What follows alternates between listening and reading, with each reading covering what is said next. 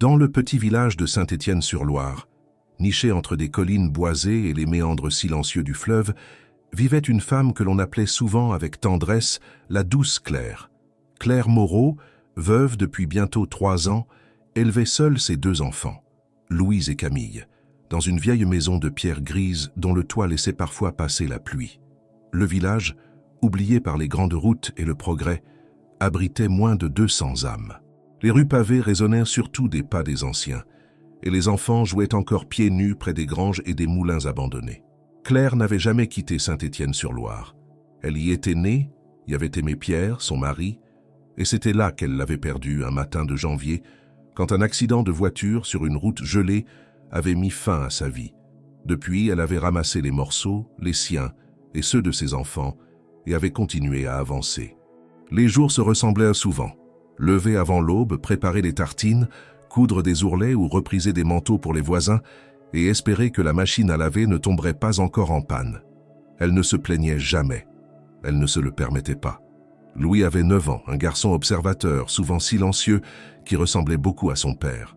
Camille, de 6 ans, était plus vive, plus curieuse, posant 1000 questions à la minute et courant partout, même quand la pluie inondait les chemins de terre. Claire, malgré les cernes sous ses yeux et les mains rêches à force de couture, leur offrait toujours un sourire, un mot doux, une histoire au coucher. Ce soir-là, les nuages s'amoncelaient depuis le matin, lourds, bas, presque menaçants. Les habitants du village parlèrent d'une tempête qui approchait, une vraie, pas juste une averse passagère. Les anciens sortaient leurs lanternes à pétrole et rentrèrent le bois à la hâte. Claire, elle, avait recouvert les fenêtres d'un vieux plastique transparent et consolidé la porte de l'étable derrière la maison. Le vent s'était levé dès la fin de l'après-midi, poussant les feuilles mortes contre les murs comme des avertissements silencieux. À l'intérieur, elle tentait de rassurer les enfants. Elle avait préparé une soupe de légumes et sorti un vieux jeu de cartes pour les occuper. La radio, posée sur le rebord de la fenêtre, grésillait par intermittence, annonçant que la tempête allait atteindre son intensité maximale dans la nuit. Les enfants mangeaient en silence, le regard parfois attiré par les rafales qui faisaient vibrer les vitres. Claire n'aimait pas ce genre de nuit. Le vent réveillait de vieilles peurs, l'absence de Pierre se faisait encore plus criante. Elle avait appris à vivre seule, mais pas à ne pas avoir peur, pas vraiment. Quand elle mit les enfants au lit, elle resta un long moment assise près de la porte, écoutant les bruits du dehors. Le vent hurlait, la pluie fouettait les volets.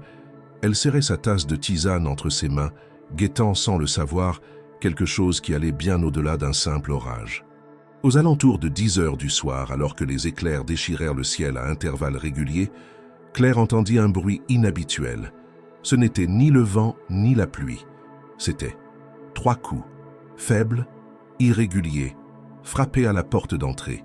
Elle se figea. Qui pouvait bien être dehors par un temps pareil? Elle pensa d'abord à un voisin, peut-être Monsieur Dumas, qui vivait seul à l'écart. Mais pourquoi ne pas avoir appelé? Le cœur battant un peu plus vite, elle attrapa une lampe torche et s'approcha. Elle ouvrit prudemment, retenant son souffle. Une bouffée de vent glacé s'engouffra dans la pièce, éteignant presque la lampe à huile posée sur la commode. Devant elle, dans l'ombre du porche, se tenait une silhouette d'homme. Il était trempé de la tête aux pieds, ses vêtements couverts de boue, ses cheveux plaqués sur son front. Il semblait sur le point de s'écrouler. Son visage était à peine visible, à moitié caché par la saleté, mais ses yeux la regardaient avec une détresse muette, presque enfantine. Claire ne bougea pas tout de suite. Son instinct lui criait de refermer la porte. Mais autre chose, plus profond, plus humain, la retint. L'homme tituba en avant, faillit tomber. Elle l'attrapa par le bras, sentant sous ses doigts un bandage humide, mal fait, et un frisson de fièvre. « Vous êtes blessé », murmura-t-elle.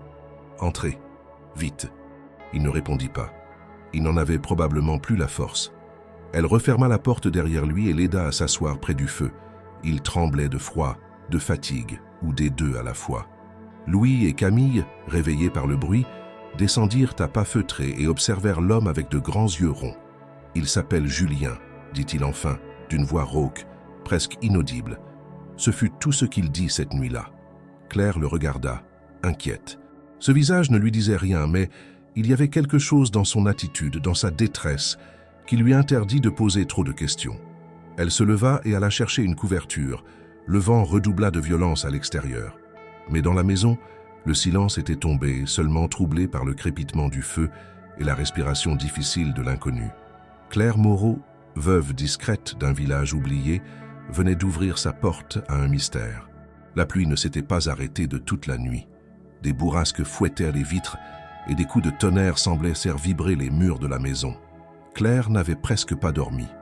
Elle avait installé l'homme dans le canapé du salon, l'enveloppant de couvertures sèches et posant une bassine d'eau tiède près de lui pour nettoyer ses blessures. Il était tombé dans une sorte de demi-sommeil, fiévreux, parlant parfois dans un murmure incohérent. Son front brûlait au toucher, et une plaie sur son bras gauche, recouverte de boue, semblait mal soignée, comme s'il s'était improvisé un bandage sans le moindre matériel médical. Assise sur la chaise en bois près de la cheminée, Claire avait observé l'inconnu, écoutant sa respiration irrégulière. Il s'appelait Julien, du moins, c'est ce qu'il avait réussi à articuler avant de sombrer. Aucun autre mot, aucun nom de famille, pas d'explication, juste Julien. Au matin, la tempête avait laissé des traces visibles. Les chemins boueux, les branches cassées dans les ruelles, et l'électricité qui ne reviendrait sans doute pas avant le lendemain. Les enfants, réveillés de bonne heure, observaient l'homme avec une curiosité silencieuse. Louis, plus méfiant, restait en retrait tandis que Camille s'approchait lentement avec l'innocence d'une enfant, tenant un bol de lait chaud entre ses mains. « Maman, il a encore mal. Il doit se reposer. » Il a dû passer beaucoup de temps dehors. Claire n'avait toujours pas compris comment cet homme avait atterri ici. Saint-Étienne-sur-Loire n'était sur aucun itinéraire de voyage, aucun hôtel, aucun passage vers une route principale. Les seuls visiteurs étaient des randonneurs perdus ou des camions de livraison venus de la ville voisine. Pourtant, Julien n'avait rien d'un touriste ou d'un promeneur. Quand il ouvrit enfin les yeux, il sembla mettre un instant à se rappeler où il se trouvait. Claire s'approcha doucement, s'agenouilla à ses côtés et lui tendit un verre d'eau. « Vous êtes en sécurité, dit-elle. Vous êtes tombé devant ma porte cette nuit. Vous vous souvenez ?» Il hocha légèrement la tête. Son regard, trouble, cherchait ses repères. « Merci, murmura-t-il. Je ne savais plus où aller. Qui êtes-vous, Julien ? Vous êtes blessé, épuisé, couvert de boue. Vous avez eu un accident ?» Il détourna les yeux. « Je ne peux pas en parler. Pas encore. » Claire sentit une tension étrange. Ce n'était pas la peur, mais un instinct profond qui lui soufflait que quelque chose chez cet homme ne collait pas. Il parlait avec difficulté, mais chaque mot semblait peser, retenu, comme si avouer la vérité représentait un danger. Ou pire, comme s'il ne savait plus à qui faire confiance. Elle n'insista pas. Il n'était pas en état de répondre à des interrogations. Il avait besoin de repos, de nourriture et d'un endroit calme pour reprendre des forces. Cela, au moins, elle pouvait lui offrir. Pendant les jours qui suivirent, Julien dormit beaucoup. Il mangeait peu, parlait encore moins. Claire s'efforçait de maintenir une routine pour ses enfants, tout en s'occupant discrètement de leur invité. Elle nettoyait sa plaie chaque matin, la pansait avec les moyens du bord et surveillait sa température. À mesure que la fièvre retombait, son attitude devenait plus stable. Il se leva enfin un matin pour aider à rentrer du bois dans la remise. Claire fut surprise de sa force physique, malgré sa maigreur. Il savait manier une hache, réparer une charnière ou soulever des bottes de paille comme s'il l'avait fait toute sa vie. Et pourtant, ses mains n'avaient rien de celles d'un ouvrier. Pas de cales, pas de traces de dur labeur quotidien. C'était l'un des premiers indices concrets qui la troublaient. Camille, elle, s'était attachée à Julien rapidement. Elle venait souvent lui lire des histoires ou lui montrer ses dessins. Il l'écoutait avec une attention sincère, ce qui attendrissait Claire malgré elle.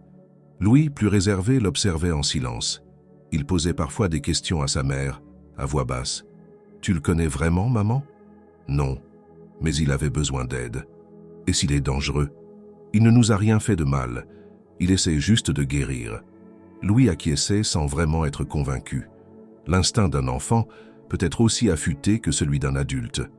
Et Louis, comme sa mère, sentait que cet homme portait un secret. Un soir, alors que le vent soufflait de nouveau sur le village, Julien s'assit sur le banc du jardin, regardant les collines au loin. Claire le rejoignit, un châle posé sur ses épaules. « Vous commencez à reprendre des forces. Vous pensez rester encore longtemps. » Il resta silencieux un instant. « Je ne sais pas. Peut-être que je devrais partir. Vous m'avez déjà beaucoup aidé. Ce n'est pas une question d'aide. Mais vous devez avoir une famille, des amis, quelqu'un qui s'inquiète pour vous. Il n'y a personne, personne à qui je peux faire confiance pour le moment. Il tourna la tête vers elle, et Claire vit dans ses yeux quelque chose d'étrange. Pas de peur, pas de confusion, mais une douleur ancienne, contenue, presque honteuse. « Je vous dois plus que je ne peux dire, Claire. Alors dites-moi la vérité, Julien. » Il baissa les yeux. « Un jour, pas maintenant. » Elle comprit qu'il ne mentait pas. Il n'était simplement pas prêt. Le lendemain, Julien proposa de réparer la clôture derrière la grange. Claire accepta. Elle observa avec curiosité sa façon de manipuler les outils, précise, méthodique, presque professionnelle. Mais à nouveau, quelque chose clochait. Il savait manier un tournevis, mais ce n'était pas le geste d'un artisan. C'était celui de quelqu'un qui a appris à se débrouiller dans des circonstances où il n'avait pas le choix. Cette pensée la poursuivit toute la journée. Pourquoi un homme aussi discret, aussi soigneux dans ses gestes, se retrouvait-il blessé, perdu et sans identité dans un village que personne ne visitait? Ce fut Louis, 2 jours plus tard, qui posa la question que Claire n'osait plus formuler. « Maman, pourquoi Julien ne raconte rien sur sa famille? Même quand je lui ai demandé, il a souri et il a changé de sujet. » Claire n'avait pas de réponse. Elle se contenta de dire que parfois, les gens portent des blessures qui prennent du temps à guérir. Mais elle savait qu'il ne s'agissait pas que de blessures physiques. Et pendant que les jours passaient lentement à Saint-Étienne-sur-Loire, tandis que Julien retrouvait ses forces et que les enfants s'habituaient à sa présence, Claire, elle, se posait de plus en plus de questions. Qui était vraiment cet homme? D'où venait-il? Et surtout, qu'était-il en train de fuir? Elle ignorait encore que les réponses allaient bientôt la frapper de plein fouet. Le quotidien avait repris une certaine forme d'équilibre chez Claire Moreau, bien que rien ne soit tout à fait comme avant. Julien était toujours là. Il avait récupéré ses forces, son regard avait repris de l'éclat, et sa présence dans la maison n'était plus un poids ou une gêne, mais un élément intégré, presque naturel. Claire ne l'avait pas invité à rester, mais il ne s'en allait pas. Il se rendait utile, réparait ce qu'elle n'avait jamais eu le temps de réparer, accompagnait les enfants au bord de la rivière, aidait les voisins avec discrétion. En apparence, c'était un homme ordinaire, bienveillant, poli. Pourtant, sous cette surface paisible, quelque chose restait figé, comme si une partie de lui restait inaccessible. Les enfants s'étaient habitués à sa présence. Camille le cherchait pour lui raconter ses aventures inventées, et Julien l'écoutait toujours avec patience, souriant de ses histoires rocambolesques. Louis, bien que toujours prudent, avait fini par l'accepter, sans toutefois cesser de l'observer d'un œil critique. Il posait moins de questions, mais il retenait tout. Claire, elle, restait partagée entre une gratitude sincère et une méfiance qu'elle ne parvenait pas à taire. Elle ne lui devait rien, mais elle sentait qu'elle ne pouvait pas non plus lui demander tout. Il y avait comme un accord tacite entre eux. Elle ne poserait pas de questions, et il continuerait à ne pas mentir. Pourtant, certains détails dérangeaient. Julien ne parlait jamais de sa vie d'avant. Aucun prénom, aucune ville, aucune date. Lorsqu'elle lui demandait ce qu'il aimait faire, il répondait vaguement, en détournant le regard. Il parlait des livres qu'il lisait, des plats qu'il préférait, mais jamais de souvenirs concrets. C'était comme s'il n'avait pas de passé, ou qu'il avait décidé de l'effacer. Un jour, alors qu'ils buvaient du thé ensemble sur le perron, Claire lui demanda « Tu n'as jamais eu envie d'écrire ce que tu as vécu, ce que tu ressens? Ça aide parfois. Ce serait dangereux, répondit-il sans détour, même pour moi. » La phrase resta suspendue entre eux. Claire n'osa pas insister. Le ton qu'il avait employé n'était pas agressif, mais il portait un poids lourd, comme un avertissement.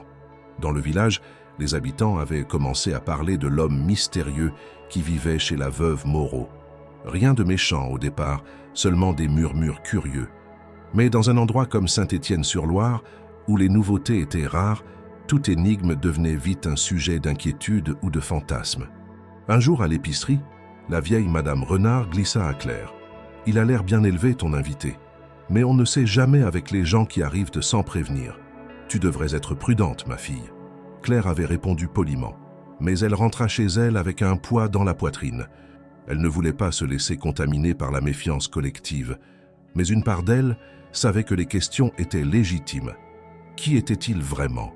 Et pourquoi semblait-il si déterminé à rester invisible, même ici au milieu de nulle part? Un après-midi, alors qu'elle pliait du linge, elle l'observa par la fenêtre. Il était en train de nettoyer les outils près de la grange. Concentré, précis, les gestes méthodiques. Il semblait à sa place et pourtant, il y avait dans ses mouvements une tension constante, comme s'il attendait que quelque chose arrive. Cette vigilance silencieuse, presque militaire, ne correspondait pas à l'image qu'il renvoyait. Il ne regardait jamais son téléphone, d'ailleurs, il n'en avait pas. Il n'écrivait rien, ne recevait ni courrier ni appel. Il ne sortait jamais du village seul et évitait les routes principales. Claire avait fini par remarquer ses habitudes. Ce n'étaient pas les réflexes d'un homme perdu. C'étaient les gestes d'un homme qui se cachait. La nuit, elle se surprenait à penser à lui. Non pas comme à un homme qui pourrait bouleverser sa vie, mais comme à une énigme qui se refermait sur elle. Il était là, dans sa maison, auprès de ses enfants, et pourtant elle ignorait tout de lui. Elle ne savait même pas son nom de famille. Un matin, elle tenta une approche différente. « Julien, si jamais tu voulais écrire une lettre à quelqu'un, je peux la poster pour toi, discrètement. »« Il n'y a personne à qui écrire, » répondit-il en fixant le sol. Claire ne dit rien. Elle savait qu'il mentait cette fois. Ce n'était pas un oubli ou une esquive, c'était un refus clair, froid, calculé. Elle ressentit un pincement au cœur. Elle n'attendait pas qu'il lui confie toute sa vie, mais elle avait espéré une once de confiance. Il lui devait bien cela. Elle commença à douter de sa décision de l'avoir gardé sous son toit. Non pas qu'il ait montré le moindre signe d'agressivité, mais son silence, ce mur qu'il dressait entre eux, devenait plus difficile à ignorer. Il n'était pas simplement blessé ou perdu. Il protégeait quelque chose, ou quelqu'un. Et elle, malgré sa prudence, se retrouvait malgré tout mêlée à cette histoire. Ce même jour, en rangeant les affaires des enfants, elle découvrit dans la chambre de Louis un dessin étrange. On y voyait un homme debout devant une maison, avec 2 enfants à ses côtés et une grande silhouette sombre derrière les collines. Claire demanda à son fils ce que cela représentait. « C'est Julien. Et derrière, c'est ce qui le suit. Il a peur, tu sais, même quand il sourit. » Ces mots, sortis de la bouche d'un enfant, résonnèrent longtemps en elle. Elle se demanda ce que Louis avait perçu, ce qu'elle-même refusait peut-être d'admettre. Julien n'était pas un vagabond ou un homme perdu. Il fuyait quelque chose. Et cette chose, ou ceux qui la représentaient, n'étaient pas loin. Julien vivait dans l'attente d'un retour, d'une menace. Il ne disait rien, mais son silence était un langage en soi. Ce soir-là, en préparant le dîner, Claire l'observa plus attentivement que d'habitude. Il coupait des légumes, concentrés, comme si chaque mouvement était une façon de garder le contrôle. Elle se demanda s'il avait toujours été ainsi, ou si ce qu'il avait vécu l'avait transformé. Peut-être n'était-il pas né dans le secret, mais y avait été précipité. Elle se rendit compte, à cet instant précis, qu'elle ne pouvait plus rester passive. Si elle voulait protéger ses enfants, elle devait savoir. Pas pour juger, pas pour le chasser, mais parce que le silence de Julien commençait à faire de l'ombre à leur maison. Et tôt ou tard, ce silence allait se briser. Le vent d'automne soufflait de nouveau sur Saint-Étienne-sur-Loire, amenant avec lui une fraîcheur persistante qui obligeait à rallumer le vieux poêle du salon. Ce matin-là, Claire avait envoyé les enfants chez leur tante, à quelques rues de là, pour jouer pendant qu'elle s'occupait du linge et des réparations en attente. Julien, fidèle à son habitude, avait proposé de s'occuper de la clôture de la remise, dont les planches penchaient dangereusement après la dernière tempête. Claire avait accepté. Elle avait appris à apprécier sa discrétion et son efficacité, même si les zones d'ombre autour de lui restaient nombreuses. Il ne posait jamais de questions, mais ne répondait pas non plus aux siennes. Il vivait dans une forme de retrait que rien ne semblait pouvoir ébranler. Seule dans la maison, Claire s'accorda un instant de pause. Elle alluma la petite télévision à tube cathodique, un vieux poste qui ne captait que 2 chaînes locales, mais qui suffisait pour suivre les bulletins météo et les informations régionales. Elle s'installa avec une tasse de café noir, les yeux mi-clos. Les images défilèrent sans grand intérêt jusqu'à ce que la présentatrice prononce un nom qui la fit se redresser d'un coup. Julien Arnaud. Le visage qui apparut à l'écran la frappa de plein fouet.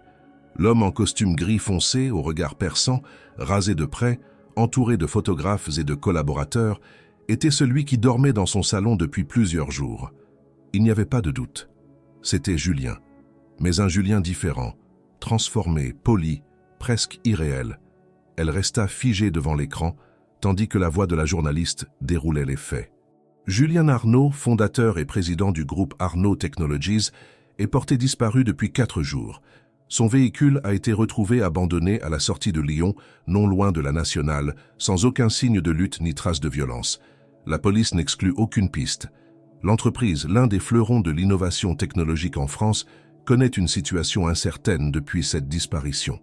Claire écoutait chaque mot avec une attention fébrile. Julien Arnaud. Un des hommes les plus puissants du pays.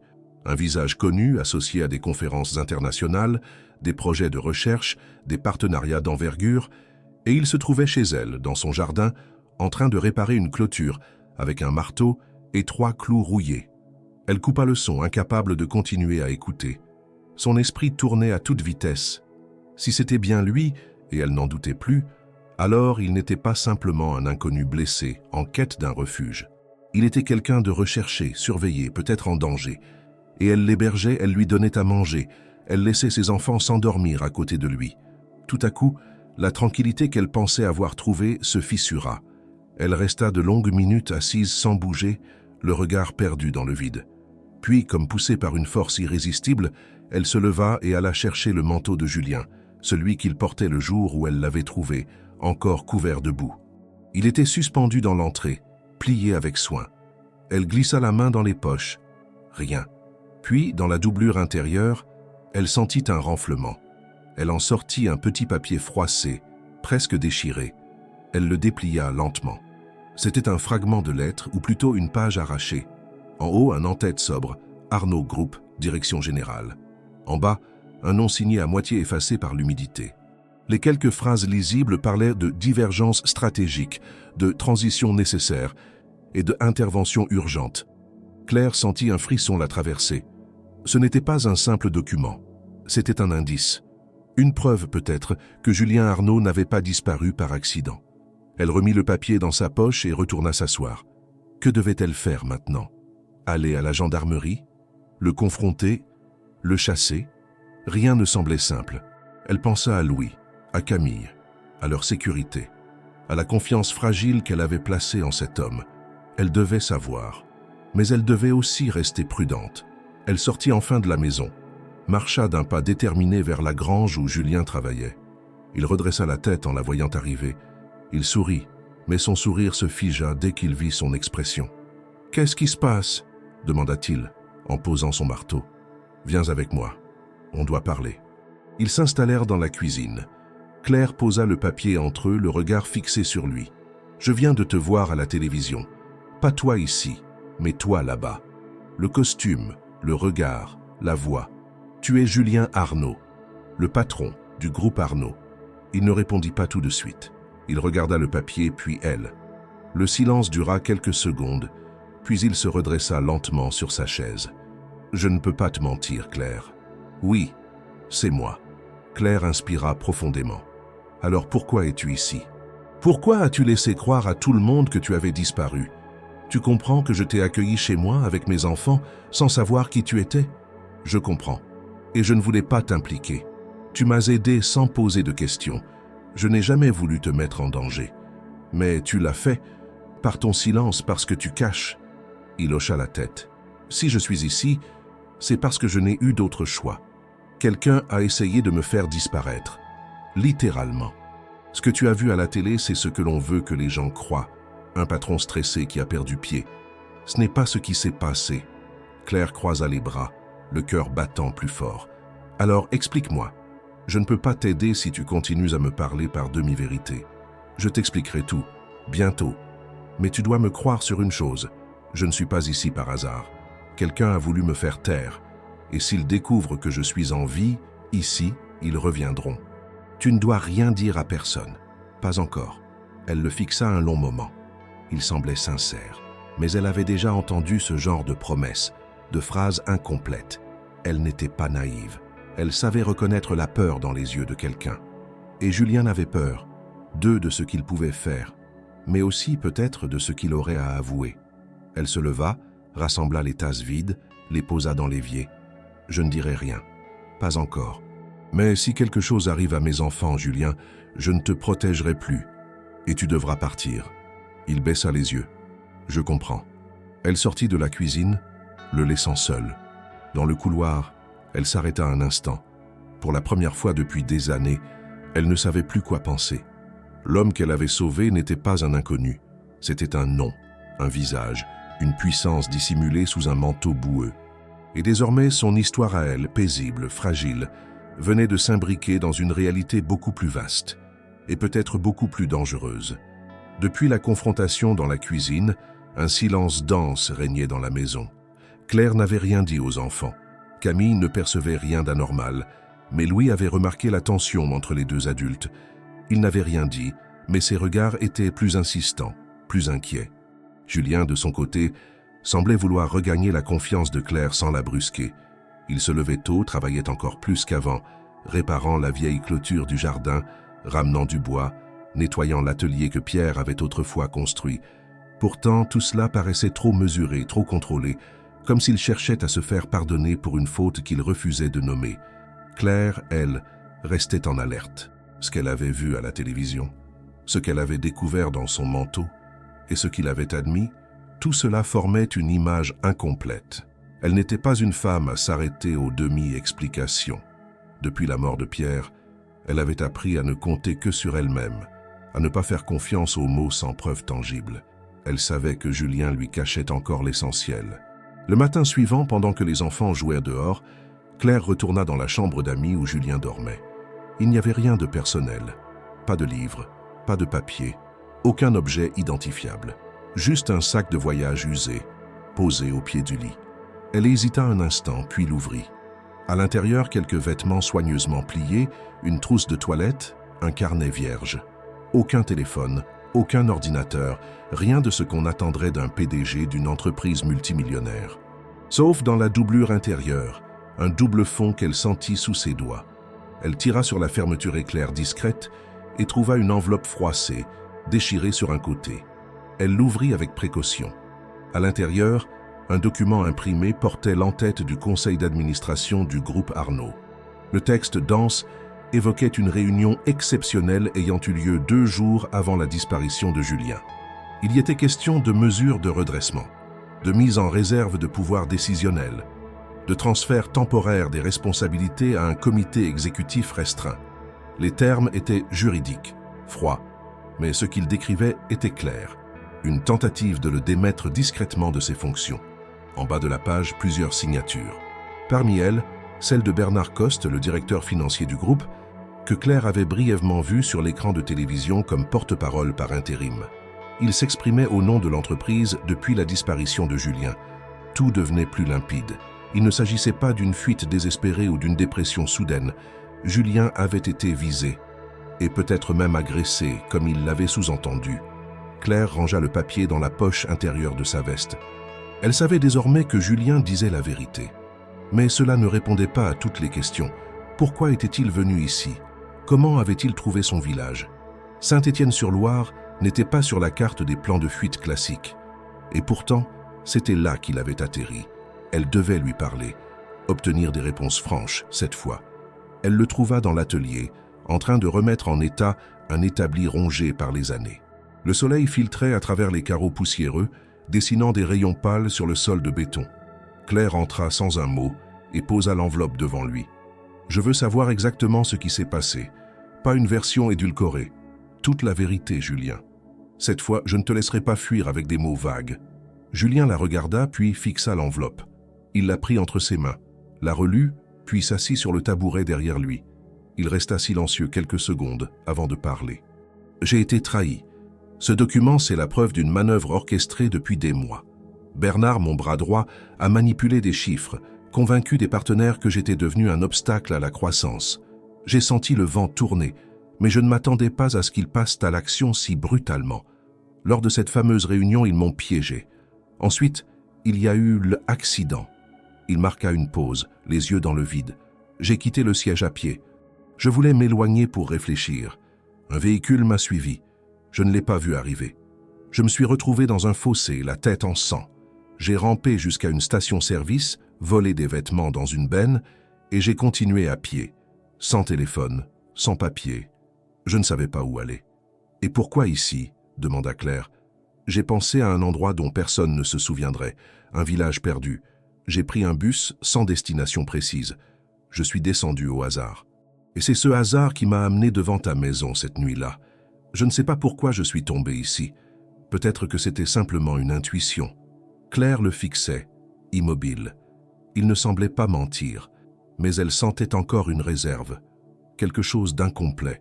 Tu ne m'as pas tout dit, il y a autre chose, quelque chose que tu protèges. Julien baissa les yeux, puis hocha lentement la tête. Oui, mais ce n'est pas encore le moment. Crois-moi, ce n'est pas par méfiance envers toi. C'est parce que certaines vérités font plus de mal que de bien, tant qu'on n'est pas prêt à les affronter. Claire sentit la colère monter en elle. Elle ne voulait plus de ces réponses évasives. Ce que je veux, c'est protéger mes enfants. Je t'ai ouvert ma porte, Julien. Pas pour que tu y caches une guerre d'entreprise, ni pour que tu y mettes en péril la seule chose qui me reste. Si tu comptes rester ici, tu dois comprendre que je ne peux plus me contenter d'un silence poli. Julien se leva.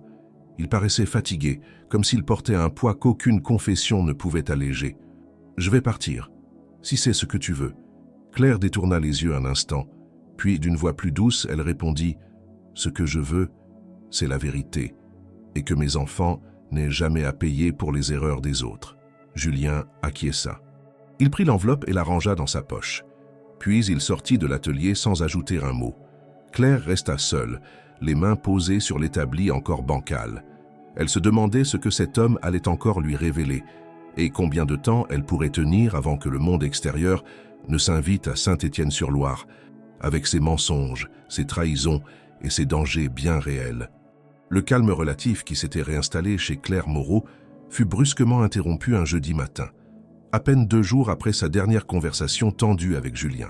Le ciel était dégagé. Le froid persistant annonçait la fin de l'automne, et les enfants se préparaient pour une promenade dans les bois avec leur tante. Claire avait espéré que cette journée serait une parenthèse tranquille, une respiration dans le tumulte intérieur qui la rongeait depuis la révélation de l'identité de Julien. Mais vers 9 heures, alors qu'elle étendait du linge dans le jardin, elle entendit le bruit singulier d'un moteur inconnu s'arrêter devant sa maison. 2 hommes en costume sombre descendirent d'un véhicule aux vitres teintées, propres et luisants comme ceux que l'on ne voyait jamais à Saint-Étienne-sur-Loire. Ils portaient des manteaux ajustés, des chaussures cirées et des regards scrutateurs. Ils n'étaient pas de la région. Cela se voyait à la manière dont ils scrutaient les façades, les jardins, comme des gens habitués à chercher des failles. Claire resta figée une seconde, puis rentra dans la maison à grandes enjambées pour prévenir Julien. Elle le trouva dans la remise, en train de réparer un vieux banc. 2 hommes viennent d'arriver. Costume, voiture noire. Ce sont eux, n'est-ce pas? Julien posa ses outils. Son visage se durcit instantanément. Il n'eut besoin d'aucune précision. Tu leur as parlé? Pas encore. Ils ne savent pas que tu es ici. Pas encore. Julien essuya ses mains, réfléchit une seconde, puis déclara « Je vais sortir par l'arrière. Je connais un chemin vers les bois. Ils poseront leurs questions, puis ils partiront. Ils n'ont rien pour m'accuser, rien pour fouiller ta maison. Tiens bon. Et s'ils reviennent? Alors il faudra qu'on prenne une décision. Ensemble. » Il disparut par la porte du fond tandis que les pas des 2 hommes résonnaient déjà sur les dalles du perron. Claire inspira profondément, essuya ses mains sur son tablier et alla ouvrir la porte. « Madame Moreau ?» commença l'un des hommes avec un sourire professionnel. « Nous sommes désolés de vous déranger. Nous sommes à la recherche d'un homme disparu, Julien Arnaud. Peut-être avez-vous vu quelqu'un de suspect récemment, quelqu'un que vous ne connaîtriez pas. » Claire haussa les sourcils avec une confusion parfaitement jouée. « Un homme disparu? Non, je n'ai vu personne d'inconnu. Ce village est très tranquille, vous savez. Personne ne vient ici sans raison. » Le second homme sortit une photographie plastifiée. Elle montrait Julien dans son apparence habituelle de PDG, costumé, cravaté, soigné. Claire la fixa un instant, puis secoua la tête. « Non, je ne le connais pas. » Les 2 hommes échangèrent un regard discret. Le premier reprit. « Parfois, ces personnes changent d'apparence. Ils laissent pousser leur barbe, changent de vêtements, évitent les grandes routes. Auriez-vous hébergé quelqu'un ces derniers jours? Un voyageur, un vagabond, un inconnu ?» Claire les regarda droit dans les yeux. « Je suis veuve, monsieur, avec 2 enfants à charge. Vous pensez que j'ouvrirai ma porte à un inconnu sans poser de questions ?» Ils notèrent quelque chose sur un carnet. Le second ajouta d'un ton plus direct « Nos recherches nous mènent à croire que cette zone pourrait avoir été traversée par M. Arnaud. Ce serait regrettable que quelqu'un décide de l'aider à se cacher. Très regrettable. Est-ce une menace ? Répliqua Claire d'un ton glacial. Le premier homme intervint pour calmer les choses. Pas du tout. Nous voulons simplement éviter toute confusion. Si jamais vous pensez à quelque chose, ou si vous voyez quelqu'un de suspect, voici notre carte. Il lui tendit un carton sobre, au nom générique d'un cabinet de sécurité privé basé à Paris. Claire le prit sans un mot. Les deux hommes s'éloignèrent, remontèrent dans leur véhicule et repartirent sans se presser. Claire referma la porte, le cœur battant. Ils étaient venus jusque-là. Ils savaient. Peut-être pas avec certitude, mais suffisamment pour envoyer des hommes poser des questions dans un village ignoré du reste du monde. Julien reparut 1 heure plus tard, les joues rougies par le froid. Ils sont partis, pour l'instant, mais ils reviendront. Ils ne croient pas à ma version. Julien hocha la tête, visiblement tendu. Ce sont des hommes à Bernard. Il a ses propres équipes. Il ne veut pas impliquer la police, pas encore.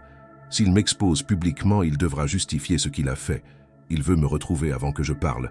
Et s'il ne te retrouve pas, il s'en prendra à ceux qui t'ont aidé. À moi, à mes enfants. Julien ne répondit pas. Il savait qu'elle avait raison. Dans les jours qui suivirent, Claire resta sur ses gardes. Elle observa chaque voiture qui passait, interrogea les enfants sur ce qu'on leur avait dit à l'école. Et ce qu'elle craignait arriva plus tôt que prévu. Un après-midi, Camille rentra bouleversée. Maman, 2 messieurs sont venus poser des questions à la sortie de l'école. Ils nous ont demandé si on avait un monsieur à la maison. Louis n'a rien dit, moi non plus. Mais j'ai eu peur. Claire sentit une bouffée d'angoisse. Il passait aux enfants. C'était une ligne qu'elle ne pouvait pas accepter. Elle attendit que les enfants soient couchés, puis alla retrouver Julien dans la cuisine. Ils s'en prennent aux enfants maintenant. Tu dois partir, Julien. Tu ne peux pas rester ici et mettre leur sécurité en jeu. Il la regarda, la mâchoire contractée. Je ne veux pas fuir, pas cette fois. Mais je ne veux pas non plus qu'il vous arrive quelque chose. Je vais réfléchir à une solution. Il me reste peut-être un allié à Paris, quelqu'un qui ne fait pas partie du cercle de Bernard. Il faut que ce soit rapide. Je ne supporterai pas une autre journée comme celle-ci. Julien acquiesça. Je pars demain à l'aube. Mais je ne peux pas partir sans rien. Il faut que je rassemble les preuves. Il faut que je raconte ce qu'il s'est passé. Et tu penses qu'ils te laisseront le faire? Non, mais je dois essayer. Cette nuit-là, Claire dormit peu. Elle regarda ses enfants, paisibles dans leur sommeil, et repensa à la promesse qu'elle s'était faite après la mort de Pierre. Protéger coûte que coûte ce qu'il lui restait. En ouvrant sa porte à Julien, elle avait enfreint cette règle, même sans le savoir. Elle le regrettait sans le regretter. Car derrière ce chaos, une part d'elle savait qu'il y avait une vérité plus grande à révéler. Et si cette vérité passait par la fuite, la confrontation ou l'aveu, elle devait en faire partie. Parce qu'à présent, il n'était plus question seulement de secrets d'entreprise, mais de vies entières en jeu. Le lendemain, alors que la brume du matin n'avait pas encore quitté les collines autour de Saint-Étienne-sur-Loire, Claire était déjà réveillée, assise dans la cuisine, les mains autour d'une tasse de café encore fumante. Julien, de son côté, rassemblait quelques affaires dans un vieux sac en toile. Il n'avait pas beaucoup de choses à emporter, mais chacun de ses gestes trahissait une tension intérieure. Il savait que ce départ improvisé n'était pas un adieu. Il s'agissait d'un passage obligé vers quelque chose d'inévitable. Claire l'observait depuis le seuil, silencieuse. Depuis l'arrivée des hommes en costume, un sentiment d'urgence avait pris place entre eux, comme un fil invisible les retenant dans une réalité qu'ils n'avaient jamais souhaité partager. Julien posa finalement son sac et prit place en face d'elle, de l'autre côté de la table. Ses traits étaient tirés, mais son regard était clair. Il ne fuyait plus le sien. Claire, sans détour, ouvrit la conversation. « Tu m'as dit que tu avais été piégé par tes associés, que tu avais été victime d'un coup monté, mais tu n'as jamais expliqué pourquoi. Pourquoi toi? Pourquoi maintenant ?» Julien inspira profondément, les doigts entrelacés devant lui. « Parce que j'ai fait quelque chose qu'ils n'ont pas supporté, quelque chose que les actionnaires ont vu comme une trahison de leur logique. J'ai voulu ralentir, repenser tout, redonner à l'entreprise un rôle humain. On faisait de l'argent, beaucoup, mais on broyait des vies. Des licenciements de masse, des automatismes imposés, des innovations sans éthique.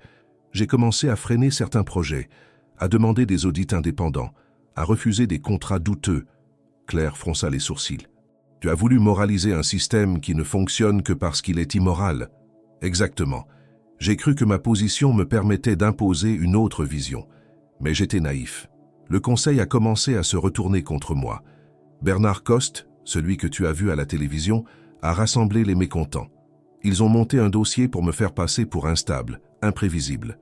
Ils voulaient m'éloigner sans faire de bruit. Et puis, il y a eu cette nuit. Julien s'interrompit. Son regard se perdit un instant dans la vapeur qui s'élevait de la tasse de Claire. J'ai reçu un message d'un ancien collègue. Il voulait me parler de preuves. Il disait avoir trouvé des documents liant certains dirigeants à des fraudes fiscales, à des commissions illégales. Il voulait me les remettre en main propre. Je l'ai rejoint dans un entrepôt désaffecté près de Lyon. Mais à mon arrivée, il n'y avait personne. Juste sa voiture vide. Et à peine avais-je compris que c'était un piège qu'un véhicule a surgi. On m'a poursuivi. J'ai fui. L'accident a eu lieu quelques minutes plus tard. J'ai perdu connaissance. Quand je me suis réveillé, j'étais seul, blessé, sans téléphone. J'ai tout laissé derrière moi. Je n'ai pas voulu rentrer chez moi, je ne voulais pas qu'il sache que j'étais encore vivant. Claire l'écoutait sans l'interrompre. Chaque mot qu'il prononçait faisait écho à ce qu'elle avait deviné, mais n'avait jamais osé formuler. Elle comprenait maintenant pourquoi Julien n'avait pas voulu parler. Il ne s'agissait pas seulement d'une crise d'entreprise, c'était une guerre silencieuse, menée dans l'ombre, où les enjeux dépassaient largement le simple pouvoir. Et depuis, tu fais quoi? Tu attends qu'il baisse la garde? Non. J'ai commencé à préparer ma réponse.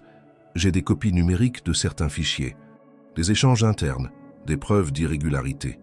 J'ai tout stocké sur un disque crypté, mais je n'ai pas encore réussi à les transmettre en sécurité. Tout est surveillé. Mon appartement, mes comptes, mes contacts. Et pourquoi ne pas aller à la presse? Parce qu'il faut plus qu'un scoop. Il faut une structure, une stratégie. Si je me contente de tout balancer, ils étoufferont l'affaire en 2 jours. Je dois m'appuyer sur quelqu'un d'irréprochable, un relais public crédible, et le faire au bon moment. J'ai pensé à une ancienne collaboratrice, Anne Lefebvre. Elle travaille maintenant dans une fondation. Elle est droite, respectée, et surtout, elle me croit. Tu comptes aller la voir? Oui. Mais avant ça, je dois récupérer le disque. Il est dans une consigne à Paris. Je dois y aller seul. Claire se leva, posa sa tasse dans l'évier, puis se retourna vers lui. Tu vas y aller, d'accord. Mais pas seul. Tu ne sais pas ce qu'ils ont mis en place là-bas, et tu sais aussi bien que moi que tu n'as plus de visage anonyme. Julien sourit faiblement. Tu veux venir? Non. Pas pour t'accompagner à Paris, mais je peux t'aider à sortir d'ici sans qu'ils te repèrent. Tu connais le village maintenant, mais pas comme moi. Il y a des sentiers, des fermes inhabitées, des chemins de traverse. Je peux t'y conduire jusqu'à la route départementale. De là, tu prendras un vélo, puis un train. Tu ne dois pas laisser de traces. Tu penses vraiment pouvoir semer ceux qui me suivent? Je pense que tu n'as pas d'autre choix que de me faire confiance. Et puis, ils me sous-estiment. Ils croient que je suis juste une mère dépassée. C'est leur erreur. Julien la regarda avec une intensité nouvelle. Il y avait dans les yeux de Claire une détermination qu'il n'avait pas mesurée jusqu'à présent. Ce n'était pas de la témérité. C'était une volonté froide, forgée dans les années de solitude et de lutte silencieuse pour ses enfants. Elle n'avait pas choisi cette situation, mais maintenant qu'elle y était plongée, elle refusait d'en être une victime passive. « Tu es prête à risquer tout ça pour moi ?» demanda-t-il presque à voix basse. « Ce n'est pas pour toi, Julien. C'est pour moi, pour mes enfants. Parce qu'en te laissant partir comme ça, sans rien faire, je trahirais mes propres principes. Et je ne veux pas leur apprendre à se taire quand ils savent que quelque chose est injuste. » Julien hocha la tête. « Très bien, on partira demain à la 1re heure. Je te suivrai. Prépare-toi et dors un peu cette nuit. Tu vas en avoir besoin. » Elle quitta la pièce sans attendre de réponse. Julien, resté seul, sentit une émotion étrange lui serrer la gorge. Depuis qu'il avait fui, depuis qu'il avait perdu tout ce qu'il croyait acquis, c'était la première fois qu'il ressentait autre chose que de la peur ou de la colère. Claire ne lui avait pas offert un salut. Elle lui avait imposé une responsabilité, celle de ne pas échouer, celle de ne pas trahir ceux qui, sans obligation, avaient choisi de le soutenir. Demain, il prendrait que la route, et il n'aurait plus droit à l'erreur. Le lendemain, alors que la lumière blafarde du matin se glissait à peine entre les rideaux, Claire sentit une tension inhabituelle dans l'air. Les oiseaux, d'ordinaire bruyants à l'aube, semblaient silencieux. La maison, encore endormie, baignait dans un calme étrange. Les enfants dormaient profondément, et Julien préparait ses dernières affaires dans le silence. Ils avaient prévu de partir au lever du jour, suivant un itinéraire que Claire avait minutieusement tracé la veille, loin des routes fréquentées et des regards indiscrets. Claire descendit à la cuisine pour vérifier que tout était prêt pour leur départ. Elle ouvrit la porte d'entrée pour évaluer la météo. Le ciel était couvert, les nuages pesants, mais pas de pluie pour le moment. Pourtant, ce ne fut pas la fraîcheur matinale qui la figea sur place. Posée sur le seuil entre les pierres irrégulières, se trouvait une feuille de papier pliée en deux sans enveloppe. Elle la ramassa lentement, le cœur soudain trop rapide. Les mots écrits à la main étaient courts, droits, sans rature. Ne vous mêlez pas de ce que vous ne comprenez pas. Vos enfants méritent de vivre en paix. Elle relut la phrase plusieurs fois, incapable de croire à sa propre lecture. Ses mains tremblaient légèrement. La menace était claire, directe. Il savait. Non seulement qu'elle cachait Julien, mais aussi qu'ils étaient sur le point de partir. Et surtout, il savait comment la toucher, par ses enfants. Elle referma la porte d'un geste sec et traversa la maison à grandes enjambées. Julien la vit arriver, le visage fermé, et comprit aussitôt qu'il s'était passé quelque chose. Claire posa la feuille sur la table. Il la lut rapidement, puis releva les yeux. « Ils te surveillent. Ils sont là, quelque part. Ils nous laissent juste assez d'air pour nous faire peur. Ils ne veulent pas que tu t'en ailles. Ils veulent me dissuader de t'aider. » Julien se leva, le visage grave. « Je ne peux pas te laisser dans cette situation. Ils n'oseront pas me suivre si je pars maintenant. Je prendrai la route seul. Tu n'as pas à payer pour mes décisions. Tu ne comprends pas. Ce n'est pas seulement à toi qu'ils s'en prennent, c'est à ce que tu représentes, à ton refus de te soumettre. Et comme tu es hors de portée, ils essaient de me faire peur. S'ils pensent que je vais reculer, ils se trompent. Claire, tu as 2 enfants. Tu ne peux pas te permettre d'être une cible. Justement, c'est pour eux que je refuse de céder. Tu crois que j'ai passé ces dernières années à me battre seul contre l'indifférence, les dettes, le deuil, pour qu'un jour des hommes en costume pensent pouvoir me faire taire avec un bout de papier? Julien ne répondit pas tout de suite. Il savait que discuter ne servirait à rien. Claire avait cette manière de parler, posée mais tranchante, qui ne laissait aucun doute sur sa détermination. Il comprit qu'elle n'agirait pas autrement, même s'il l'implorait. Ce qui l'inquiétait maintenant, c'était le timing. La lettre prouvait qu'ils étaient proches, trop proches, et que leur départ n'était peut-être plus une option discrète. Ils vont nous surveiller à partir de maintenant. On ne peut plus partir par la route prévue. Claire hocha la tête. Je vais appeler Paul, le vieux fermier. Il a un tracteur qui passe encore par l'ancienne voie forestière. Si on passe par le col du Chêne Noir, on peut rejoindre le hameau de Font-Grise à pied. Là-bas, tu trouveras un bus. Personne ne pensera à te chercher là. Et toi, tu ne peux pas venir. Je vais dire que je t'ai mis dehors après avoir découvert qui tu étais. Ça les rassurera. Et si je suis interrogé, je répondrai ce qu'ils veulent entendre. Mais toi, tu dois continuer. Si tu t'arrêtes maintenant, ils auront gagné. Julien regarda l'horloge murale. Il leur restait peu de temps. Claire alla réveiller les enfants. Elle les serra plus fort que d'habitude dans ses bras, les laissa partir chez leur tante sans leur dire la vérité. Pas maintenant. Elle voulait qu'ils conservent encore un peu d'innocence. Juste quelques heures de plus. Elle rejoignit Julien à l'arrière de la maison. Paul les attendait avec son vieux tracteur, moteur ronflant, capot cabossé mais toujours vaillant. Il ne posa aucune question. Claire lui avait parlé la veille, vaguement, d'un ami à faire sortir discrètement du village. Paul, fidèle à sa discrétion légendaire, s'était contenté d'un hochement de tête. Il n'aimait pas les curieux, encore moins les hommes en costume. Julien monta à l'arrière, se couvrit d'une bâche et s'allongea entre des sacs de graines. Claire l'aida à se cacher, puis posa sa main sur la sienne. « Garde la tête froide, ne fais confiance à personne, et surtout termine ce que tu as commencé. Pas pour toi, pour ceux qu'ils ont détruits.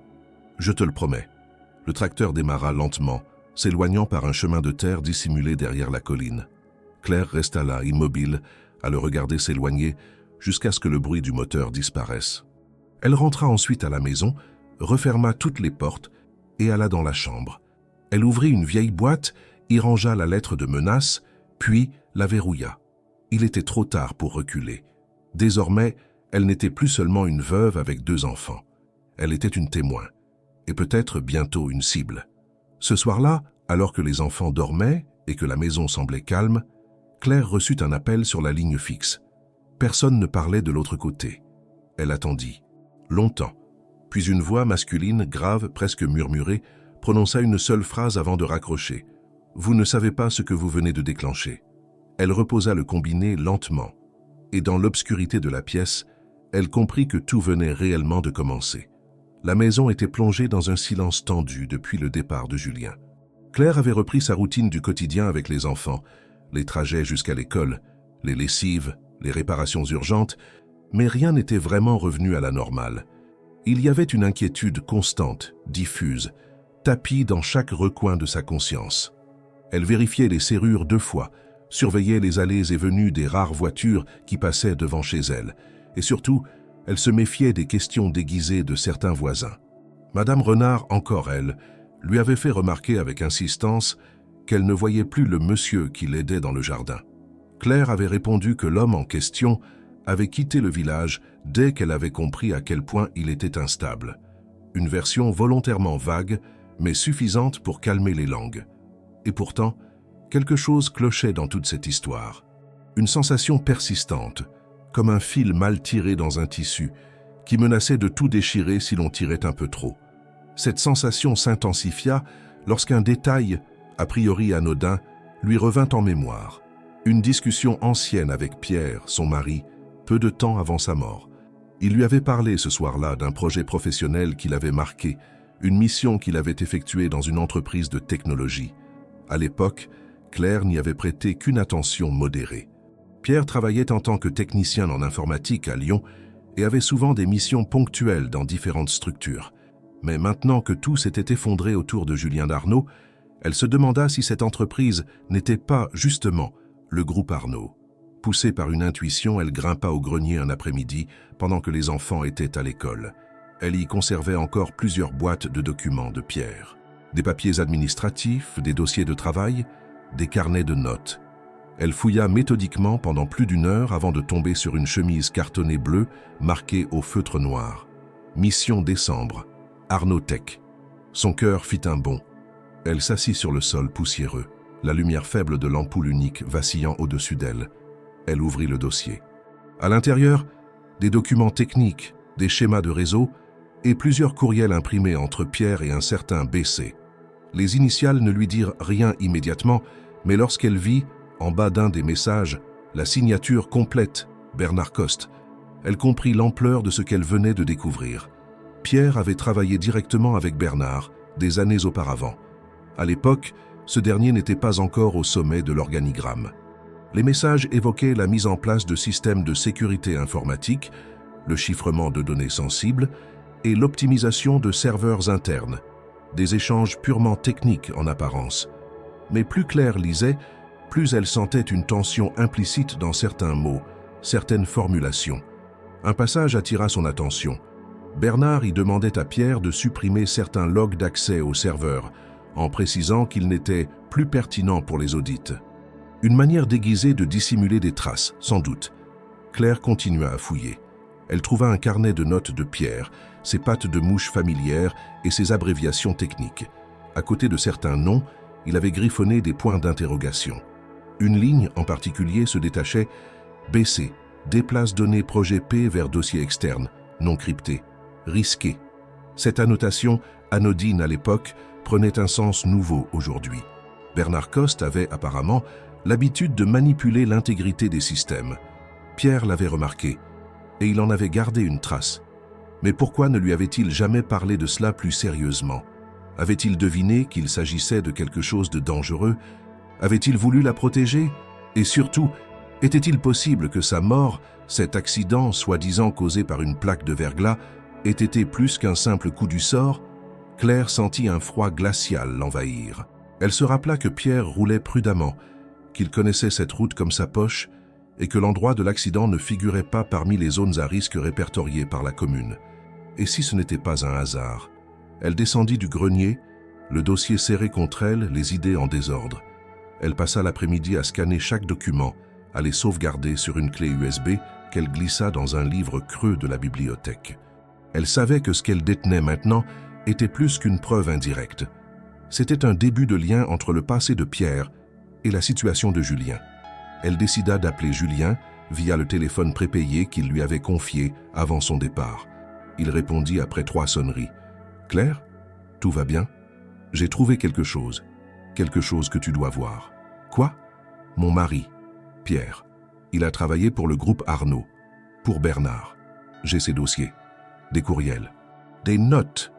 Je crois qu'il avait découvert des choses. Et maintenant, je ne peux pas m'empêcher de me demander si sa mort a vraiment été un accident. » Un long silence suivit. « Tu es sûr de ce que tu dis ?»« Aussi sûr que possible. Les documents sont clairs. Pierre avait remarqué des irrégularités. Et maintenant que tu es en fuite, que Bernard cherche à te faire taire, je me demande si Pierre n'a pas été, lui aussi, une menace à éliminer. Si c'est vrai, alors ce que tu détiens est inestimable, et tu es en danger. Je sais, mais ce n'est plus le moment de reculer. Si ces 2 histoires sont liées, alors elles ne peuvent pas être résolues séparément.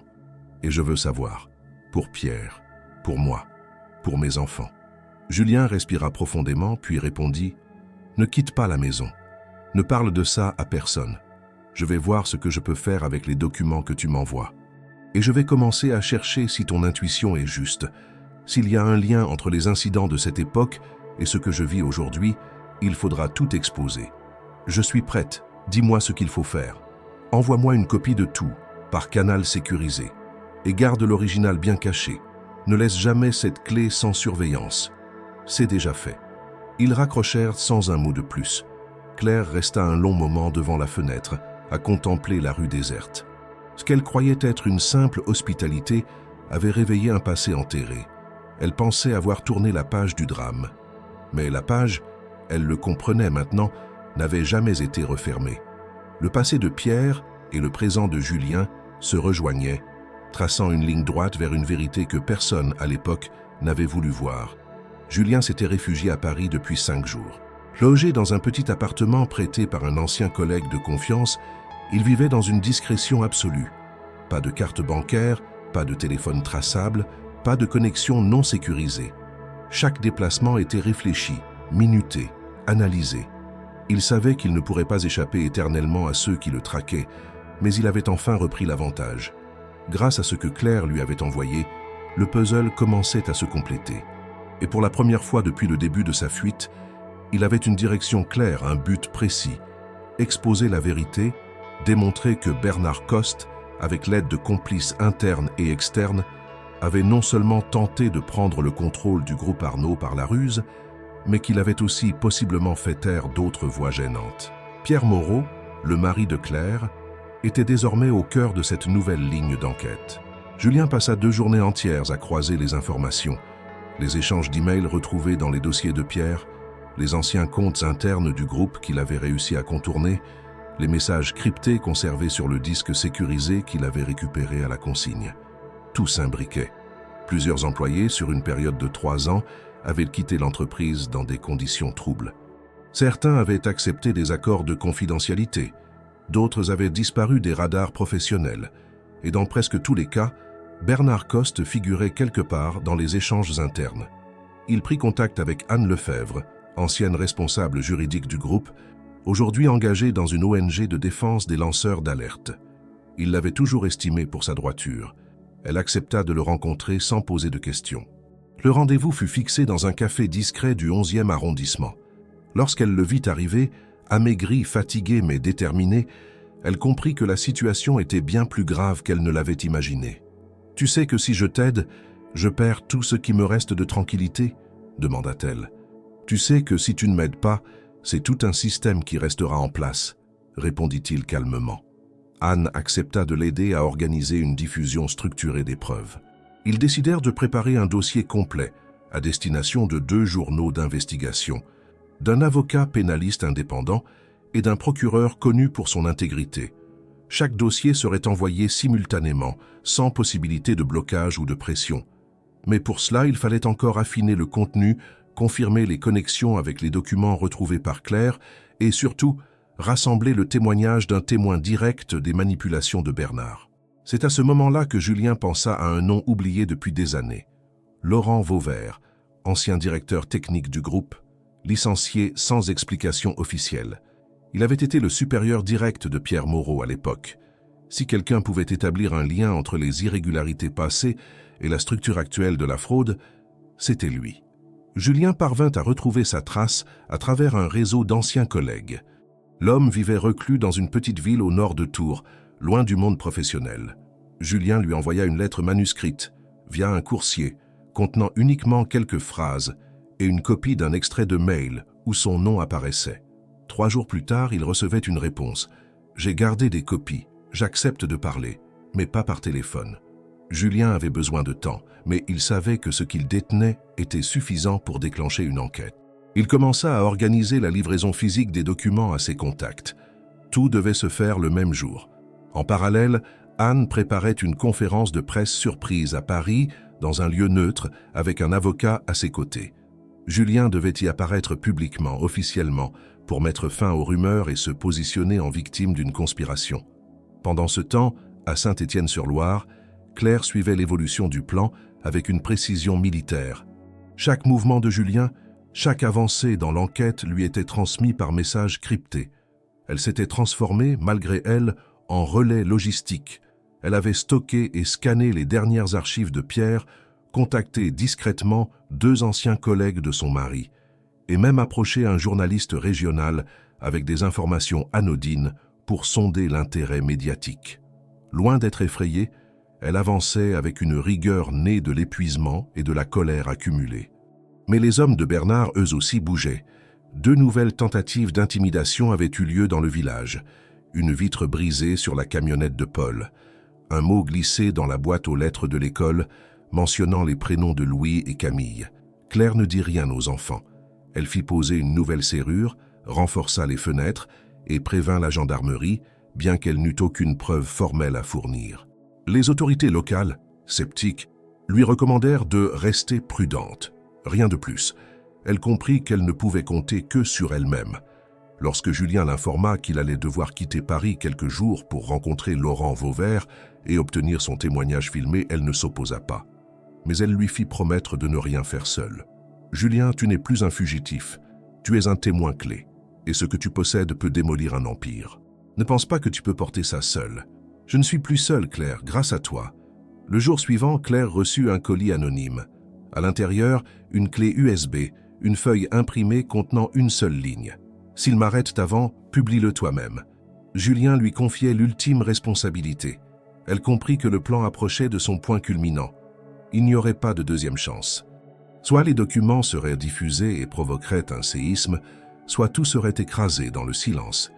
Elle cacha la clé dans le coffre de l'église, sous la dalle d'un banc qu'elle connaissait par cœur depuis l'enfance. Elle ne dormait presque plus, mangeait à peine mais tenait bon. Le plan était en marche. Julien allait frapper fort. Et Claire, sans jamais avoir quitté son village, se retrouvait désormais au centre d'un combat qui dépassait sa propre histoire. Mais elle n'avait plus peur. La peur, elle l'avait enterrée avec Pierre. Ce qu'elle voulait désormais, c'était la vérité, toute la vérité. Et elle était prête à la défendre, coûte que coûte. Julien avait quitté Paris au petit matin, dissimulé sous une casquette et un manteau trop grand pour lui.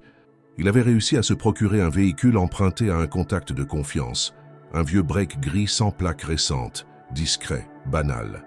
Son objectif était clair, rejoindre Laurent Vauvert à Tours, obtenir de lui un témoignage filmé et signé, puis rentrer discrètement à Paris pour finaliser la coordination des divulgations. Le plan était dangereux, mais chaque minute comptait désormais. Le silence n'était plus une option et chaque jour supplémentaire laissait à Bernard Coste la possibilité de renforcer sa version officielle et de faire disparaître les preuves restantes. Julien avait tout organisé pour éviter les grands axes routiers. Il empruntait les départementales, contournait les stations de service, évitait les péages. L'itinéraire, calculé à l'avance, devait lui permettre d'atteindre Tours en moins de 5 heures, avec une pause prévue dans un village isolé pour changer de carte mémoire dans la caméra et vérifier les enregistrements déjà réalisés. Mais ce qu'il ignorait, c'était que depuis son départ de Paris, il était suivi. Les hommes de Bernard n'avaient jamais relâché leur surveillance. Ils avaient intercepté une information cruciale, le contact de Julien avec Laurent. Même si le lieu du rendez-vous exact leur échappait, ils connaissaient suffisamment les habitudes de Julien pour deviner qu'il éviterait les chemins classiques. L'un des hommes, un ancien consultant en cybersécurité, avait analysé ses itinéraires passés, ses déplacements antérieurs et identifié une zone potentielle de passage, un segment boisé de route entre Montargis et Châteauroux, souvent désert, parfait pour un guet-apens. Ce fut précisément là que Julien tomba dans le piège. La route, encadrée par une forêt dense, s'étendait sur plusieurs kilomètres sans aucune habitation. Alors qu'il ralentissait pour contourner un virage serré, deux véhicules surgirent de nulle part. Un pick-up noir bloquant l'avant, une berline grise derrière lui. Il comprit immédiatement. Il freina brutalement, tenta de faire demi-tour, mais la berline était déjà trop proche. En quelques secondes, il se retrouva encerclé. Deux hommes descendirent, visiblement armés, visage neutre, déterminés. L'un d'eux frappa la vitre du conducteur avec la crosse d'une arme dissimulée sous son manteau. « Sors, pas de geste. On ne veut pas de sang, juste parler. » Julien leva lentement les mains, sortit du véhicule. Il savait qu'il n'avait aucune chance de fuir à pied.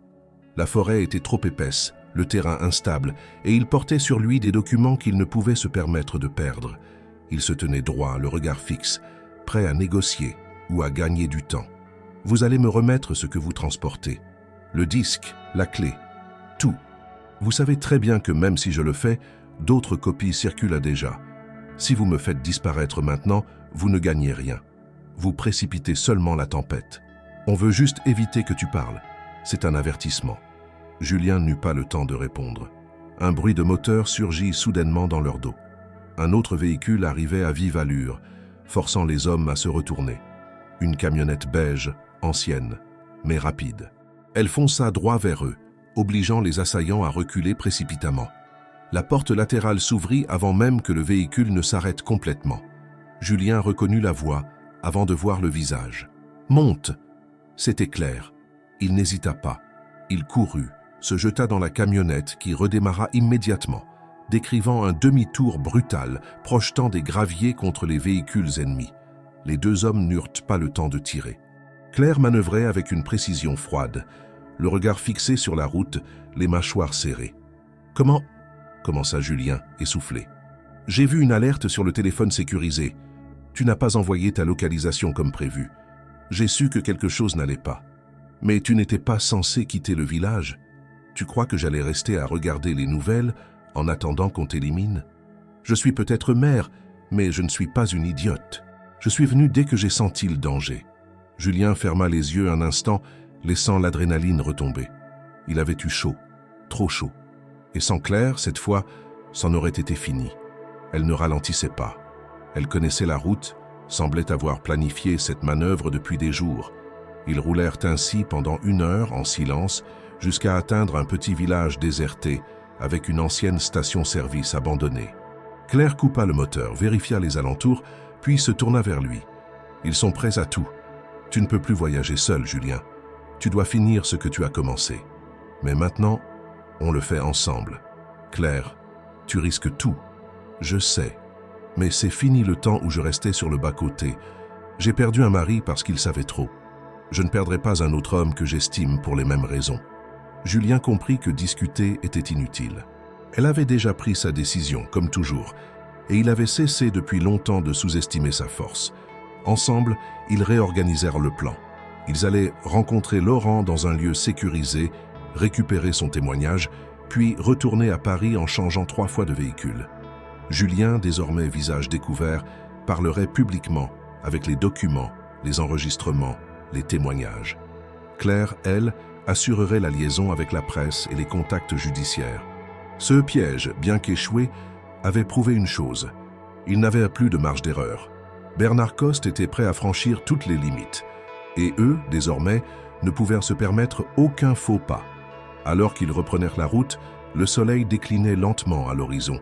Claire, au volant, gardait les yeux fixés sur le bitume, les mains fermes sur le volant.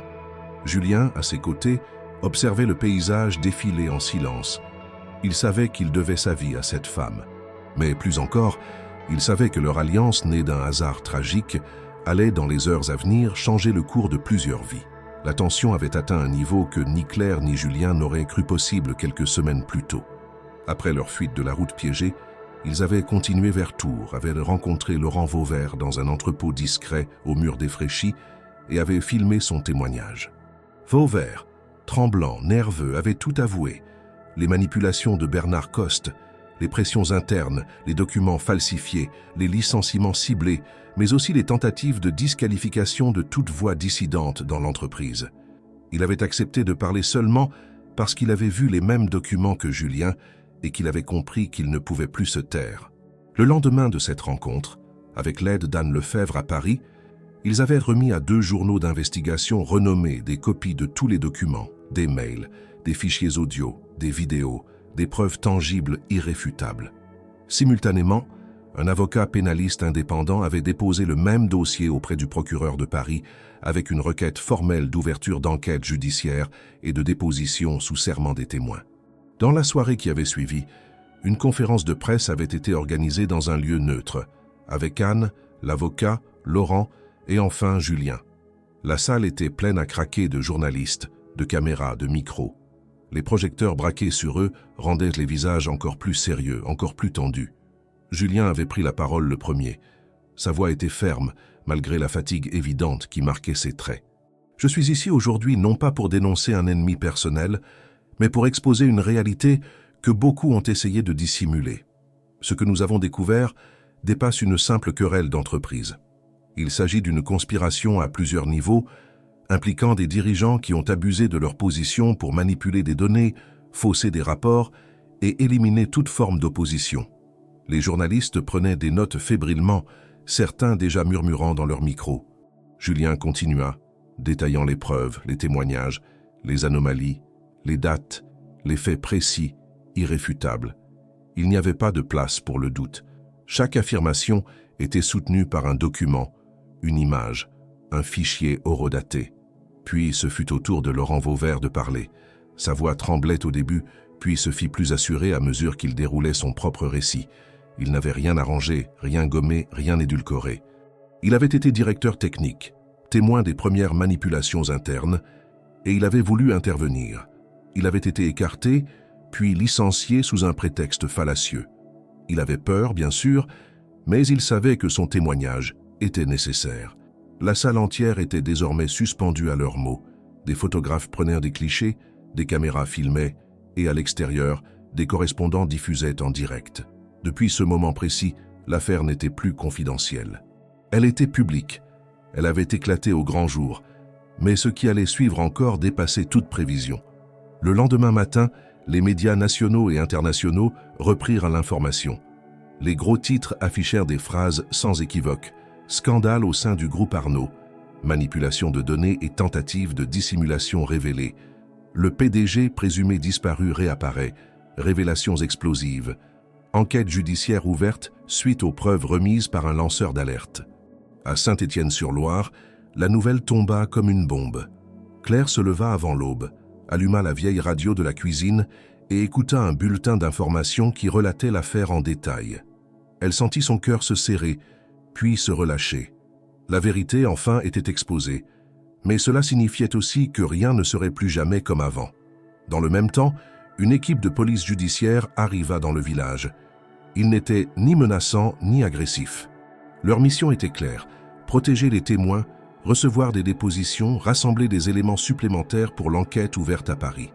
Quand l'un des officiers se présenta chez Claire, elle l'accueillit dans le calme, bien que ses mains fussent légèrement tremblantes. « Madame Moreau, nous venons au sujet des événements récents », expliqua l'officier en montrant sa carte. « Nous aimerions prendre votre déposition, ainsi que celle de vos enfants, si nécessaire. » Claire l'invita à entrer. Elle s'assit, posant devant elle une tasse de café tiède. Elle racontait calmement tous les faits depuis l'arrivée de Julien chez elle, la découverte de son identité, les tentatives d'intimidation, les menaces, sa décision d'aider Julien malgré tout. Elle parla sans exagérer, sans dramatiser, simplement avec la précision et la clarté d'une femme qui avait vécu l'irréversible. Plus tard dans la matinée, c'est Julien qui fut la première personne à être appelée à déposer. Il arriva sous escorte, non pas forcé, mais accompagné pour assurer sa sécurité. Il entra dans la petite mairie réquisitionnée pour les auditions, le regard ferme, déterminé à coopérer pleinement. Il transmit non seulement ses propres preuves, mais aussi celles que Claire avait découvertes à propos de Pierre. Une partie de l'enquête fut alors ouverte sur les circonstances de la mort de Pierre Moreau, relançant cette affaire jadis classée comme accidentelle.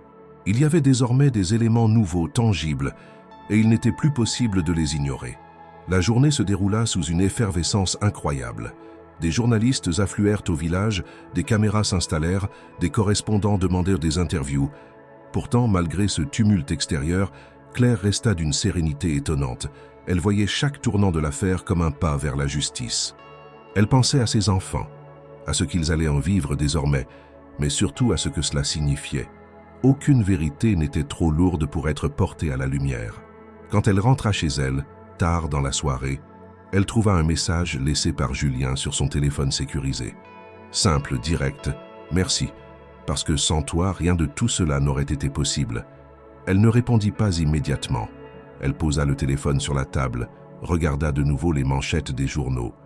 La vérité avait fait surface, et pour la première fois depuis longtemps, elle savait que ce combat, aussi douloureux qu'il avait été, avait servi à quelque chose de plus grand que la peur, la fuite ou le silence. La justice venait de frapper à la porte, et cette fois, elle ne serait plus jamais ignorée par personne. 3 mois s'étaient écoulés depuis que la vérité avait été révélée.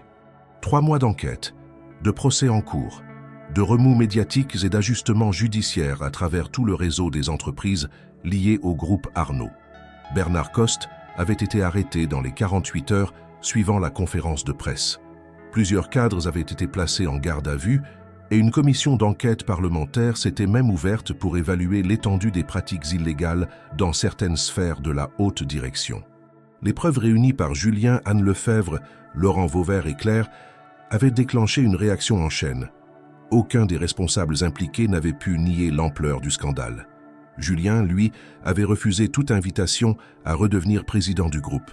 Il avait décliné les appels des actionnaires repentis, des journalistes en quête d'exclusivité, des chaînes d'opinion souhaitant l'ériger en symbole de résilience. Il n'avait pas fui les projecteurs, mais avait choisi de ne pas s'y exposer plus qu'il n'était nécessaire. Il avait déclaré, lors de sa dernière apparition publique, qu'il souhaitait se consacrer à des projets de terrain, à des initiatives humaines, loin du tumulte des hautes sphères de décision. C'est ainsi qu'un matin d'avril, les habitants de Saint-Étienne-sur-Loire virent revenir sans escorte ni annonce le même homme que Claire Moreau avait un jour recueilli sous la pluie, couvert de boue et sans mémoire apparente. Julien Arnault réapparut dans le village comme il en était parti, discret, réservé mais désormais libre. Claire l'attendait devant l'école, comme tous les jours, après avoir déposé Louis et Camille. Elle ne fut pas surprise de le voir descendre de cette voiture sobre et ancienne, semblable à celle qu'il avait utilisée durant sa cavale. Il s'approcha, les mains dans les poches, un sourire discret aux lèvres. Elle le salua d'un simple signe de tête, un sourire tranquille qu'il n'avait plus partagé depuis des semaines. « Tu es revenu » dit-elle calmement. « Oui, pas comme avant, pas pour fuir. Cette fois, c'est pour construire. » Ils marchèrent ensemble jusqu'à la place du village. Julien avait pris des dispositions concrètes. Il avait investi dans un vieux bâtiment communal laissé à l'abandon, un ancien centre artisanal fermé depuis des années. Il avait proposé à la mairie d'y créer un centre technologique éducatif, destiné aux jeunes de la région. Un espace équipé d'ordinateurs, de connexions modernes, de matériel pédagogique, où les enfants du village et des alentours pourraient découvrir le codage, la robotique, l'ingénierie informatique, mais aussi développer des compétences concrètes liées au monde numérique. Claire avait été consultée pour la mise en place du projet. Non parce qu'elle avait des compétences techniques particulières, mais parce que Julien tenait à ce que cette initiative porte la marque d'un engagement sincère, local, enraciné dans la réalité du village. Et parce qu'elle comprenait mieux que quiconque l'importance de donner une perspective d'avenir à des enfants grandissant loin des grandes villes, dans une ruralité parfois négligée. Le centre portera le nom de Pierre, dit Julien ce matin-là. Centre Pierre Moreau, technologie et avenir. Et c'est lui qui a déclenché tout cela sans le savoir. Et c'est grâce à lui que j'ai pu comprendre ce que je refusais de voir. Claire, émue, n'ajouta rien. Elle se contenta d'un regard long, chargé de cette reconnaissance silencieuse que seules les expériences partagées en silence permettent. Les travaux commencèrent rapidement. Une entreprise locale fut engagée, des jeunes du village vinrent prêter main forte, des artisans offrirent des services, et le projet devint peu à peu une réalité visible. Chaque jour, Claire passait devant le chantier avec les enfants. Louis, de plus en plus curieux, posait des questions sur les machines, les câbles, les logiciels. Camille, elle, racontait à qui voulait bien l'écouter que le monsieur qui habite chez nous, c'est lui qui a tout fait pour qu'on ait un endroit pour apprendre les trucs de l'avenir. Julien n'avait jamais emménagé chez Claire, mais il louait une petite maison à 2 rues de là. Ils se voyaient souvent, partagèrent des repas, des discussions longues, parfois tendues, souvent profondes. Il n'y avait rien de précipité entre eux, pas de promesses, pas de serments. Juste un lien solide, tissé dans l'épreuve, dans le respect, dans la confiance reconstruite jour après jour. La presse, un temps curieuse, finit par se désintéresser du village. Et c'était mieux ainsi. La vie reprit un cours presque normal. Claire retrouva son rythme de couturière, tout en s'impliquant dans le projet éducatif. Julien organisa des formations, invita des intervenants, fit venir du matériel de qualité. Le centre fut inauguré en juillet, lors d'une fête sobre mais chaleureuse. Les enfants présentèrent leur première création, robots simples, jeux numériques, mini-site web. Le nom de Pierre, gravé sur une plaque discrète à l'entrée, brillait sous la lumière douce du matin. Le soir de l'inauguration, après le départ des derniers visiteurs, Claire et Julien restèrent seuls devant le bâtiment. Il faisait doux. On entendait les grillons dans les champs. « Tu penses repartir un jour ?» demanda-t-elle. « Je ne crois pas. Pas tant que ce qu'on a construit ici a un sens. Pas tant que je sens que je peux être utile. Je ne veux plus être ce que j'étais. Je veux être ce que je suis devenu ici. » Elle acquiesça. C'était suffisant. Elle n'avait pas besoin de déclaration. Ce qu'ils partageaient, bien que discret, s'enracinait profondément. Il n'y avait ni précipitation ni illusion, juste une certitude. Ils étaient là où ils devaient être. Et ainsi, dans ce petit village oublié par les cartes, une femme autrefois brisée et un homme autrefois traqué reconstruisirent ensemble quelque chose qui ressemblait à une paix. Peut-être pas un conte de fées, mais une vérité partagée. Et dans ce monde, c'était déjà beaucoup.